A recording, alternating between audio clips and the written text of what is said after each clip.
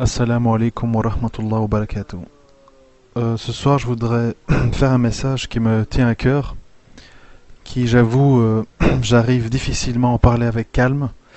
Donc, je fais beaucoup d'efforts pour me contenir et pour mesurer mes mots, parce que si je devais me laisser aller, je dirais certainement des choses pas très polies. Eh bien, il s'agit en fait de soulever un problème qui que je vois régulièrement dans les commentaires en dessous des vidéos dans Dailymotion, YouTube ou ailleurs, où en fait on voit souvent des gens, je préfère dire des gens parce que comme ça on reste flou, des gens qui écrivent régulièrement pour un oui ou pour un non, pour un match de foot, pour une vidéo, pour une chanson, n'importe quoi. Vive l'Algérie, vive la Tunisie, vive le Maroc, je suis fier d'être algérien, je suis fier d'être kabyle, je suis fier d'être rif, vive le Maroc, numéro un, etc. Voilà, on doit tout le temps lire ça. Alors moi quand je lis ça, je me pose des questions. Je me pose des questions. Ce que je me dis, les mêmes qui écrivent ça, normalement quand on dit vive le Maroc, je suis fier d'être marocain, je suis fier d'être algérien, ça veut dire en fait qu'on a des raisons pour être fier. On n'est pas fier pour rien, comme ça, sans raison. Alors je réfléchis, je me dis, quelle est la raison de cette fierté, de tout ça? Et alors je cherche. Je dis, moi, qu'est-ce que je vois? Je vois des gens, la plupart des gens qui veulent s'enfuir du Maroc, qui sont prêts à payer 7 000 € un passeur pour venir en France ou ailleurs, ramasser des poubelles, conduire des trams ou nettoyer des bureaux. Je vois des gens qui font la file des semaines et des semaines et des semaines à l'ambassade de France à Alger dans l'espoir d'avoir le précieux visa et partir en France. Et ces mêmes gens, je les vois écrire vive le Maroc, vive l'Algérie, je suis fier d'être algérien. Mais alors on est fier de quoi? Moi c'est la question que je vous pose. Vous êtes fier de quoi? Vous êtes fier de l'État en place? Un État qui a abandonné son peuple, qui ne lui offre aucune perspective d'avenir? Des pays où il n'y a pas de travail, il n'y a pas de sécurité sociale, il n'y a pas de justice, il y a de la corruption, il y a de la torture dans les prisons, il y a des arrestations arbitraires, il y a de non-respect non seulement de l'islam mais même des droits de l'homme, il n'y a rien, il y a zéro. Oui, il y a une petite partie de la population qui tourne autour des gouvernements ou des généraux, etc., qui eux ont droit à tous les avantages. Travail, fonctionnaire, euh, rente pétrolière, rente gazière, d'accord. Mais tout le reste, des gens, ils vivent comme dans un pays du tiers-monde. Je veux dire, moi je vais mettre ici dans les commentaires des vidéos où vous allez voir qu'est-ce qui se passe vraiment quand on sort des beaux quartiers de Rabat, de Casa ou d'Alger. Eh bien, on est face à des taudis, avec des gens qui font des trafics pour survivre, vraiment une ambiance de désolation, de fin du monde. Et alors, à côté de ça, on voit, là, quand moi j'ouvre les chaînes de télévision, je mets les chaînes algériennes, les chaînes marocaines, je vois tout le monde qui fait la fête, tout le monde qui est content, on embrasse les pieds de Boutef, de M6, etc. Alors je me dis, mais c'est quand même un cas unique dans l'histoire, c'est-à-dire ce sont des gens qui sont opprimés, qui souffrent, qui n'ont pas d'argent, qui voudraient s'enfuir de leur pays, mais en même temps qui adorent et vénèrent leurs bourreaux, en fait, les responsables de leur malaise. C'est là que j'avoue que je comprends plus. Je comprends plus. Alors à côté de ça, qu'est-ce qu'on a?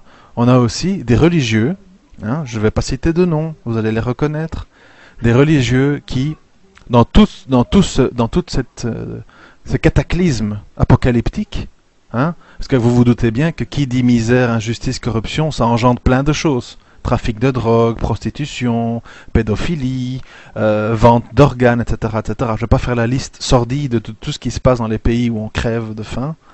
Alors ces gens-là qui se disent à la recherche du tawhid, très religieux, eux, qu'est-ce qu'ils vous disent? Écoutez bien, parce que il faut s'accrocher. Hein. Ils vous disent, attention, Takillah, on ne juge pas les gouverneurs, on ne sait pas ce qu'il y a dans leur cœur, hein, donc on les traite de rien, on se soumet à eux, mais toute personne, tout musulman qui essaye de faire changer les choses, qui essaye de renverser ces rois, ces présidents, ces ministres injustes, ces dictateurs apostats des temps modernes injustes, si quelqu'un essaye de changer les choses, automatiquement là on n'hésite pas. On ne dit pas Takillah, attention, on n'hésite pas, on dit directement Khawarij, chiens de l'enfer, Erhabioun, terroristes, maudits, etc., etc. Sans hésitation, sans retenue. On tire, à la limite on dirait comme Sarkozy, il faut les éliminer au Karcher, au lance-flamme, ça vaut rien, c'est des parasites. Par contre, attention, nos gouverneurs sont des gens respectables, ils nous ont plongés dans la misère, ils ont jeté les lois d'Allah à la poubelle, ils n'ont gardé de l'islam que le paraître, que le vernis, ils ont prostitué notre religion, notre pays, mais eux, attention, on les respecte. On commence pas à les juger. Il faut les laisser. Hein? Et alors, ça, ce sont des gens qui se disent être des disciples, des gens soumis au tawhid. Moi, il faut m'expliquer. Moi, je sais pas. On a l'impression d'être dans la quatrième dimension, dans un asile de fous, de dégénérés. Je sais pas qu'est-ce qu'il faut dire. Et alors, tous ces gens sont là, chacun pour ses raisons, les uns pour le foot, les autres pour leur rail, les autres pour leur race, les autres pour leur nationalisme, j'en sais rien. Vive le Maroc, vive l'Algérie, vive la Tunisie, je suis fier. Mais qu'est-ce que c'est que ça? Et dans le même temps, ces gens ont l'air d'ignorer qu'autour d'eux, je veux dire, ouvrez les yeux, ouvrez les journaux.